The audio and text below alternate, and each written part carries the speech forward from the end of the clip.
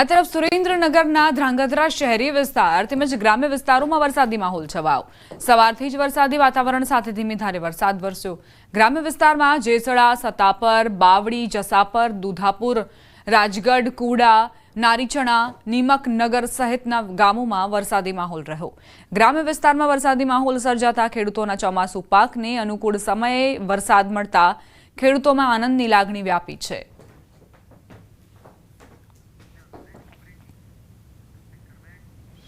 महत्वपूर्ण समाचार उपलेटाथी मोजीरा पास आवेलो मोज डेम ओवरफ्लो थयो। डेमना 10 दरवाजा 4 फूट खोलाया। डेम साइट विस्तारना मोजीरा, खाखी, जाड़िया, गढ़ाड़ा, नवापरा, सेवत्रा, किराड़ा, वाड़ला सहितना गामोने एलर्ट कराया। नदीना पटमां न जवा माटे सूचना अपाई। मोजीरा पासे आवेलो मोज डेम जे छलकायो छे, नीचाणवाळा विस्तारोने तेना कारणे एलर्ट करवामां आव्या छे, कारण के आसपासना विस्तारोमां बनी शके के पाणी फरी वळे। अत्यारे 10 दरवाजा 4 फूट खोलीने पाणी छोड़वामां आवी रह्युं छे मोज डेममांथी। एटले ज आसपासना विस्ताરના લોકોને પણ એલર્ટ રહેવાની સૂચના આપવામાં આવી છે અને જ્યાં ડેમ છે ત્યાં પણ નજીક ન જવાની સૂચના આપવામાં આવી છે। સતત લોકોને અપીલ કરવામાં આવી રહી છે કે સુરક્ષા અને સતર્કતા તમે પણ દાખવો અને સાથે જે નીચાણવાળા વિસ્તારો છે ત્યાં અત્યારે ખતરો મંડરાઈ રહ્યો છે, કારણ કે 10 દરવાજા ખોલીને જે પાણી છે તે છોડવામાં આવી રહ્યું છે। 4 ફૂટ આ દરવાજા ખોલવામાં આવ્યા છે। બની શકે કે આસપાસના વિસ્તારમાં પાણી ફરી વળે, એટલે ગ્રામ્ય વિસ્તારના લોકોને તાત્કાલિક દૂર રહેવાની સલાહ આપવામાં આવી છે। સંવાદદાતા મુનાફ જોડાઈ ગયા છે વધુ જાણકારી સાથે। મુનાફ, મોજ ડેમની શું સ્થિતિ? ઉપલેટા પાસે મોજીરા પાસે આવેલ મોજ ડેમ તે ઓવરફ્લો થતા મોજ ડેમની સપાટી 44 ફૂટની સપાટીને 100% ઓવરફ્લો થતા ડેમના 10 દરવાજા અને 4 ફૂટ ખોલવામાં આવ્યો તો મોજ ડેમના ઓવરફ્લો થતા ડેમના 10 દરવાજા 4 ફૂટ ખોલવામાં આવ્યો તો ડેમની સાઈડના વિસ્તારના મોજીરા, ખાખીજાડિયા, ગઢારા, નવાપરા, સેવંતરા, કેરારા, વડાલા સહિત ગામોને એલર્ટ કરવામાં આવ્યો હતો, જે નદીના પટમાં ન જવાની સૂચના આપવામાં આવી હતી। જે રીતે મોજ ડેમના અંદરમાં 10,580 ક્યુસેક પાણીની આવક સામે જાવક છે, જે રીતે સવારથી જ મેઘરાજાએ જમાવટ કરી તેને લઈને તમામ ડેમો છે તે ડેમો અત્યારે જે સૌરાષ્ટ્રના ડેમો અમુક ડેમો છે તે ડેમો ભરાઈ ચૂક્યા છે અને સવારથી જ વહેલી સવારથી જ મેઘરાજાએ મેઘ કરી છે, તેને લઈને ખેડૂતોના તમે ખુશીનો માહોલ બી જોવા મળ્યો છે। જી બા, આભાર મુનાફ જાણકારી આપવા માટે। સમાચાર સુરતના માંડવીથી મુજલાવ નજીક આવેલો લો લેવલ બ્રિજ પાણીમાં ગરકાવ થઈ ગયો। પડેલા ભારે વરસાદના લઈને બ્રિજ પાણીમાં ગરકાવ થયો। બ્રિજ પરથી પાણી ફરી વળતા બોધાણ તેમજ બારડોલી જવાનો રસ્તો બંધ થઈ ગયો। બ્રિજ પાણીમાં ગરકાવ થતા બારડોલી જવા માટે 15 કિલોમીટર ચક્રાવો ફરીને જવું પડશે। લોકોની હાલાકી પણ વધી ગઈ છે।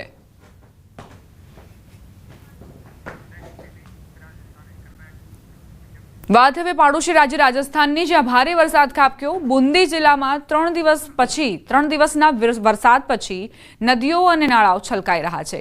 બુંદીમાં પાણીના પૂર વચ્ચે ભયાનક દ્રશ્યો સામે આવ્યા।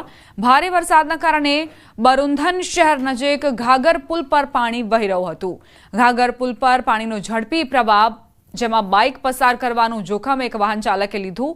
જો કે પાણીનો પ્રવાહ એટલો તેજ હતો કે તેણે પોતાનું સંતુલન ગુમાવ્યું અને બાઇક સાથે પડી ગયો। ત્યાં હાજર લોકોએ બાઇક સવાર અને બાઇકને બચાવવાનો પ્રયાસ કર્યો, પરંતુ ત્યાં હાજર લોકો બાઇક સવારને બચાવવામાં સફળ રહ્યા, પરંતુ પાણીના ઝડપી પ્રવાહની ગતિથી બાઇકને ન રોકી શક્યા। રાજસ્થાનના ટોંકના પીપલુમાં વરસાદના કારણે નદીઓ અને નાળા છલકાઈ રહ્યા છે। આવી સ્થિતિમાં લોકોની જીવલેણ બેદરકારી પણ સામે આવી રહી છે।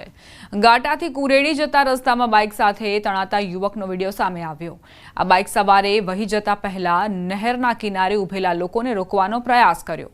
તેને કહેવામાં આવ્યું કે પ્રવાહ ઝડપી છે અને અહીં 2 લોકો પહેલાથી જ તણાઈ ગયા છે। આમ છતાં યુવકે કઈ જ વાત ન સાંભળી અને પોતાની બાઇક પર નહેર પાર કરવાનો પ્રયાસ કર્યો। થોડા ડગલા ચાલ્યા પછી યુવક તેની બાઇક સાથે તણાઈ ગયો।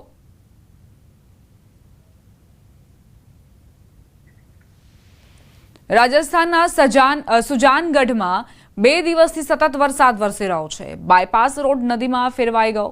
રેલવે ફાટક નંબર 2 પાસે પાણીની વચ્ચે કાર બગડી ગઈ, જેના કારણે કારમાં સવાર 3 થી 4 લોકો ફસાઈ ગયા। ફસાયેલા લોકોને ક્રેનની મદદથી બહાર કાઢવામાં આવ્યા, જેના કારણે કારમાં સવાર લોકોના જીવ બચી ગયા।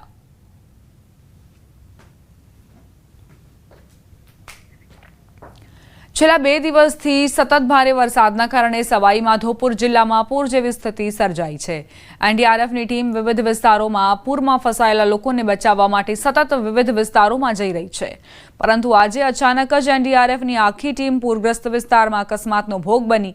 એનડીઆરએફની આખી ટીમ ટ્રેક્ટર ટ્રોલીમાં પૂરગ્રસ્ત વિસ્તારમાં જઈ રહી હતી ત્યારે અચાનક સુરવાલ અને અજનોતી નજીક રસ્તા પરના ખાડામાં ટ્રેક્ટર ટ્રોલી પડી ગઈ, જેના કારણે ઘટના સ્થળે જ થોડી જ વારમાં સવાર એનડીઆરએફની આખી ટીમ નીચે પડી ગઈ। આ અકસ્માતમાં એક સૈનિક ટ્રેક્ટરમાં રાખેલી બોટ નીચે દટાઈ ગયો। એનડીઆરએફના જવાનોએ મુશ્કેલ પરિસ્થિતિઓમાં પણ ધીરજ રાખીને હિંમત બતાવી અને બોટ નીચે દટાયેલા સૈનિકને સુરક્ષિત રીતે બચાવી લીધો। સદનસીબે આ અકસ્માતમાં કોઈ જાનહાનિ નથી થઈ। એનડીઆરએફના જવાનોને નાની મોટી ઈજાઓ થઈ છે।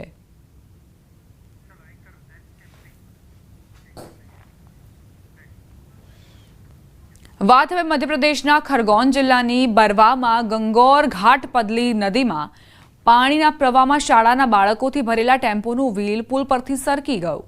15 બાળકોનો જીવ જોખમમાં મૂકી ડ્રાઈવર પાણીના પ્રવાહમાંથી ટેમ્પો પસાર કરી રહ્યો હતો।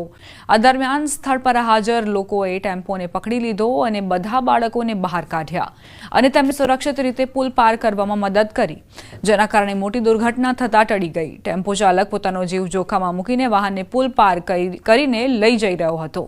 નસીબની વાત હતી કે ટેમ્પો પુલ પરથી નીચે ન પડ્યો। અહીં બેદરકારીનું બીજું ચિત્ર પણ પ્રકાશમાં આવ્યું, જ્યારે સાયકલ ચલાવતો એક છોકરો પણ પુલ પરથી લપસી ગયો।